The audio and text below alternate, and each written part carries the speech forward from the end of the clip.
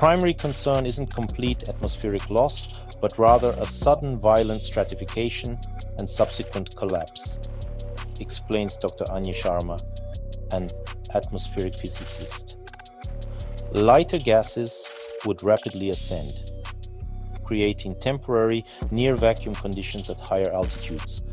Upon gravity's return, the shear force of the atmosphere falling back could generate immense localized pressure waves and hurricane-force winds globally. This could trigger extreme weather events, air travel hazards, and even damage to structures.